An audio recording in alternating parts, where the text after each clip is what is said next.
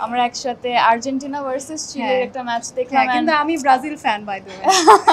একটা ব্রাজিলিয়ান ফ্যানকে নিয়ে গেলাম আর্জেন্টিনা ম্যাচ দেখাতে।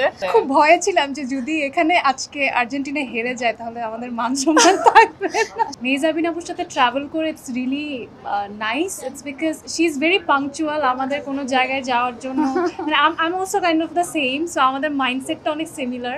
আমরা আসলে সেম জায়গাতেই যেতে চাই যে কোনো জায়গায় গেলে।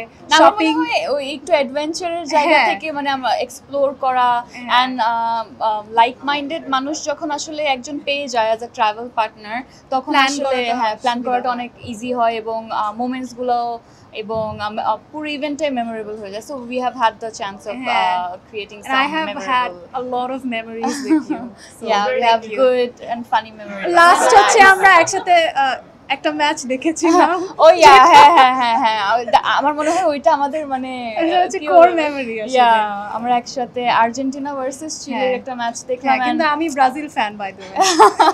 তো একটা ব্রাজিলিয়ান ফ্যানকে নিয়ে গেলাম আর্জেন্টিনা ম্যাচ দেখাতে, but we had fun and ওইটা আমার মনে হয় it's a very very good memory because যেই গোলটা স্কোর করা হয়েছিল সেটা একদম লাস্ট 2-3 মিনিট এবং আমরা খুব ভয়ে ছিলাম যে যদি এখানে আজকে আর্জেন্টিনা হেরে যায় তাহলে আমাদের মান সম্মান থাকবে না। সবাই আমাদেরকে ব্লেম করতে পারে যে ওরা যাওয়ার কারণে।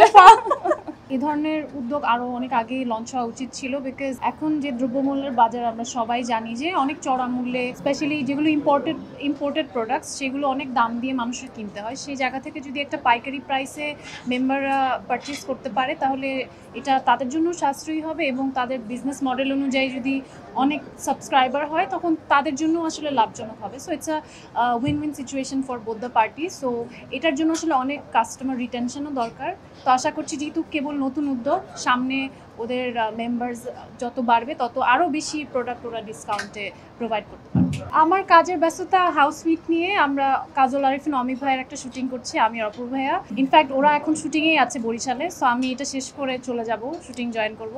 আপাতত এটাই প্রজেক্ট, এটা ভ্যালেন্টাইন আসছে। বড় পর্দায় তো আসলে সিনেমা করেছি আমি, 2টো সিনেমা আমার রিলিজ হয়েছে। তো সামনে নেক্সট ইয়ার আরেকটা ছবির কথা হচ্ছে, সো সবকিছু মিলে গেলে নেক্সট ইয়ার আরেকটা ছবি করা হচ্ছে। আমার কাছে মনে হয় যে অনলাইনের ব্যাপারটা প্রথম একবার পারচেস করলেই মানুষ বুঝতে পারে যে পরবর্তীতে সেখান থেকে প্রোডাক্ট নিবে কি নিবে না। এবং এখন অনলাইনে একটা অনেক বড় সুবিধা আছে যে কাস্টমাররা রিভিউজ দিতে পারে এবং অনলাইনে আপনি যখন সার্চ করবেন পাইকারি.com লিখে তাদের বিরুদ্ধে যদি কোনো কমপ্লেইন থাকে তখন আপনি এমনিতেই দেখতে পারবেন। তো সব কিছু মিলে এখানে একটা স্বচ্ছতা থাকে। তো সেই ক্ষেত্রে আমার মনে হয় যে অনলাইনটা যদি স্বচ্ছতা মেনটেন করে কোনো প্ল্যাটফর্ম করে সেটা ডেফিনেটলি খুব ভালো।